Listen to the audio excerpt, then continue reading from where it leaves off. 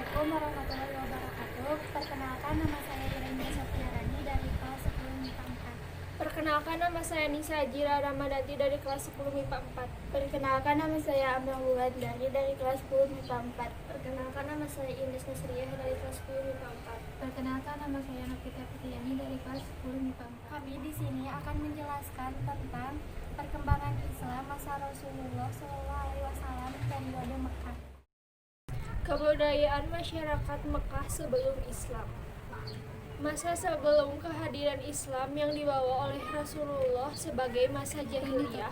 Secara bahasa, jahiliyah berasal dari kata jahil yang diturunkan dari kata dasar Arab jahala yang artinya bodoh. Zaman jahiliyah terdiri atas dua periode, yaitu jahiliyah periode pertama dan jahiliyah periode kedua. Periode pertama meliputi masa yang sangat panjang, tetapi tidak banyak yang bisa diketahui hal ihwalnya, dan sudah lenyap sebagian masyarakat pendukungnya. Sedangkan jahiliyah periode kedua berlangsung kira-kira sekitar 150 tahun sebelum Islam lahir. Hal ini mempengaruhi sikap dan perilaku masyarakat Mekah sehingga tercermin dalam kehidupan sosial budaya mereka. Orang-orang Mekah dikenal sebagai bangsa pengembara nomaden yang berpindah-pindah dengan mengandalkan kendaraan yang berupa unta dan kuda.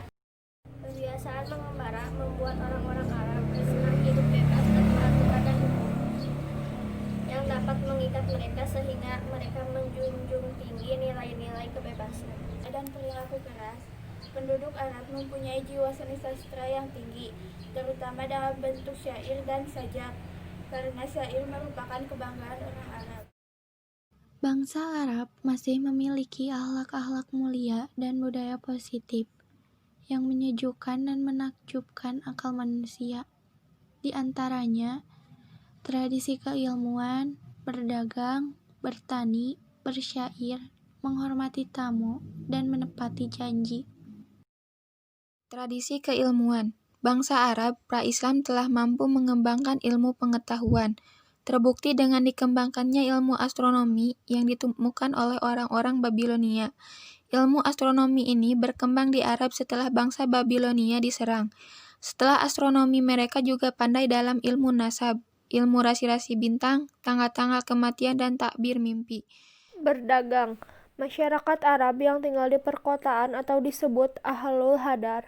Mereka hidup dengan berdagang. Kehidupan sosial ekonominya sangat ditentukan oleh keahlian mereka dalam berdagang. Mereka melakukan perjalanan dagang dalam 2 musim selama setahun. Pada musim panas, pergi ke negara Syam, dan pada musim dingin mereka pergi ke negara Yaman. Bersyair.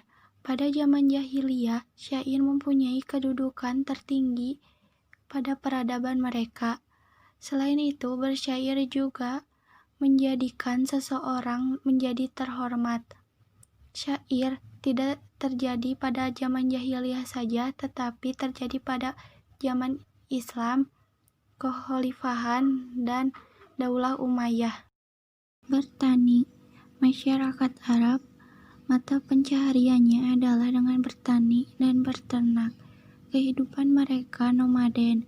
Hidup mereka berpindah-pindah dari satu lembah ke lembah yang lain untuk mencari rumput bagi hewan mereka. Masyarakat yang hidup di daerah yang subur, mereka bercocok tanam dan hidup di sekitar oase seperti Taif. Menghormati tamu adalah bagian dari menjunjung tinggi sikap dermawan. Mereka berlomba-lomba untuk memuliakan tamu dengan segala harta benda mereka. Bangsa Arab pra-Islam rela untuk berkorban harta bendanya hanya untuk memuliakan tamu. Menepati janji. Menepati janji merupakan salah satu akhlak terpuji yang paling mulia. Menepati janji berarti berusaha untuk memenuhi semua yang telah dijanjikan kepada orang lain di masa yang akan datang. Orang yang menepati janji, orang yang dapat memenuhi semua yang dijanjikannya. Janji memang ringan diucapkan, tetapi berat untuk ditunaikan. Maka dari itu, tepatilah janji, karena janji akan dimintai pertanggungjawabannya. Bagi dakwah Rasulullah periode Makkah terbagi menjadi dua, yaitu dakwah secara sembunyi-sembunyi dan dakwah secara terang-terangan. Dakwah secara sembunyi-sembunyi. Dakwah secara sembunyi-sembunyi ini dilakukan untuk menghindari munculnya gejala yang sangat mungkin terjadi di kalangan masyarakat. Beliau memulai dakwah kepada keluarga dan karib kerabatnya.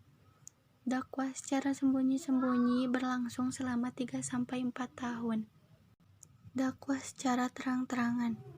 Dakwah secara terang-terangan terjadi mulai sejak tahun 4 kenabian, setelah turunnya wahyu yang memerintahkan kepada beliau untuk melakukan dakwah secara terbuka dengan terang-terangan kepada seluruh masyarakat. Dengan turunnya Quran Surat Al-Hijr ayat 94. Peristiwa-peristiwa penting dalam dakwah Rasulullah Shallallahu Alaihi Wasallam periode Mekkah. 1. Hijrah ke Habasyah. Pada tahun 615 Masehi atau tahun ke-15 kenabian, berangkatlah kaum muslimin menuju Habsyi. Rombongan pertama dipimpin Utsman bin Affan berjumlah 15 orang. Kemudian disusun rombongan yang kedua dipimpin Ja'far bin Abi Thalib berjumlah hampir 100 orang. Amul Husni adalah tahun duka cita di mana pada tahun itu Nabi Muhammad SAW sangat berduka karena kedua orang yang sangat disayanginya meninggal dunia, yaitu Abu Thalib. Dan tidak berselang lama dari meninggalnya Abu Thalib, Siti Khadijah, istri tercinta Rasulullah SAW pun meninggal dunia. Khadijah wafat pada bulan Ramadan pada tahun ke-12 kenabian. Isra secara bahasa artinya perjalanan malam, sedangkan secara istilah yaitu perjalanan Rasulullah SAW pada satu malam dari Masjidil Haram ke Masjidil Aqsa atau Baitul Maqdis di Palestina. Mi'raj artinya naiknya Rasulullah SAW dari Masjidil Aqsa menuju ke Sidratul Muntaha untuk menghadap Allah Subhanahu wa Ta'ala. Setelah peristiwa Isra Mi'raj, ada satu perkembangan besar bagi kemajuan kaum muslimin yang datang dari penduduk Yasrib. Mereka melaksanakan ibadah haji ke Mekah yang terdiri dari suku Aus dan Hajraj. Pada musim haji selanjutnya, terdiri dari orang-orang Yasrib berjumlah 73 orang. Atas nama penduduk Yasrib, mereka meminta kepada Rasulullah SAW untuk berkenan pindah ke Yasrib. Kemudian Rasulullah SAW menyetujui Baiat Aqobah II setelah pada tahun ke-11 kenabian menyetujui adanya Baiat Aqobah pertama.